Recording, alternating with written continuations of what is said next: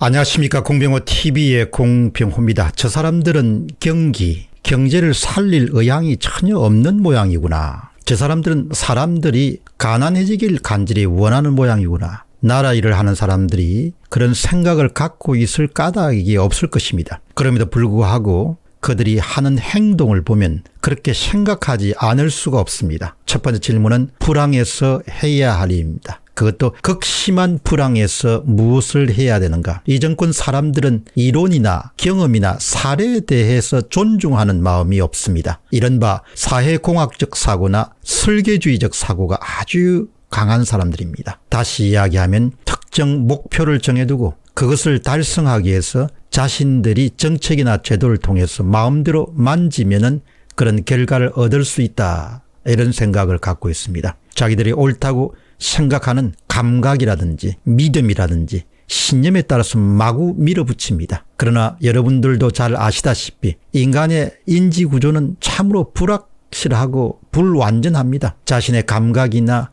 경험이나 믿음에 의존한 정책이나 판단이나 제도는 정말 위험합니다. 그리고 그것이 경제에 적용됐을 때는 바로 경제를 망치게 됩니다. 이론, 경험, 그리고 역사적 사례는 평화시는 물론이고 특히 불황, 지금처럼 극심한 불황 상태에서는 우리가 무엇을 해야 할지를 잘 가르쳐 줍니다. 그러니까 좋은 이론과 좋은 경험과 좋은 역사적 사례는 가이드 역할을 충실하게 됩니다. 불황에서 세금을 올리는 정세는 경제를 쪼그라들게 만드는 가장 확실한 방법입니다. 불황 때 세금을 올리게 되면 경제를 그냥 죽이게 됩니다. 대공황급 불황이 시작되었고 위기는 아직 본격적으로 시작되지 않은 그런 상태입니다. 이런 극심한 불황에서 세금을 계속해서 올리자는 이야기는 무식해도 이만저만 무식한 일이 아닙니다. 세금을 더 거두어들이면 민간의 소비 여력은 계속해서 쪼그라듭니다. 기업의 투자 여력도 크게 줄어들 수밖에 없습니다. 따라서 경제학 이론은 우리에게 좋은 교훈을 줍니다. 가르침을 줍니다. 불황 때는 세금을 줄여서 민간의 소비 여력에 숨통을 틀어주고 호황 때는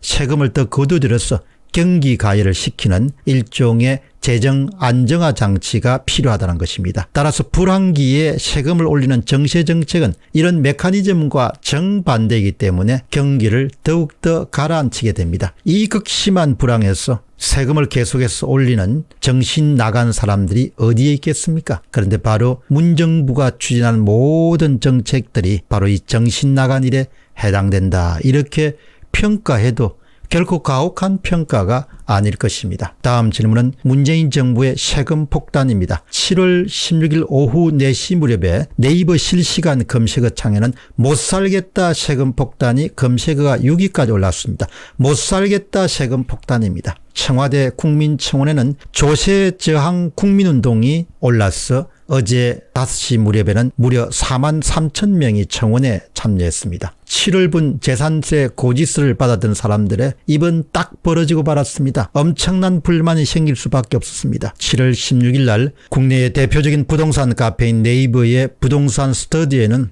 호소와 항의와 울분과 불만과 불평이 가득 찬 글들이 수없이 올랐습니다. 이 가운데 하나가 재산세는 30% 올려서 강남 지역에 사는 봉급생활자 월급의 2달치를 고스란히 재산세로 가져가 버린다. 1년에 중형차 한 대만큼씩 재산세를 걷어가는 이 정부가 정상인가? 재산세 욕 나온다. 이게 나라냐? 재산세 내려고 적금을 들어야 될 판이다. 이런 불평이 계속 이렇게 쏟아져 나옵니다. 2020년도 서울 아파트 등 공동주택 공시가격은 14% 인상됐습니다. 결과적으로 집을 소유하고 있는 사람들은 1주택 여부와 관계없이 일률적으로 재산세 부담이 22% 늘었습니다. 이 불황에 전년 대비 22%의 재산세 부담이 늘어난 겁니다. 2020년에 재산세가 급등한 이유는 재산세를 부과하는 기준인 공시가격이 올랐기 때문입니다. 신체 반영 비율이 계속해서 올라가고 있기 때문에 자연스럽게 시간이 가면서 정시가 이루어지게 됩니다. 이 같은 불만은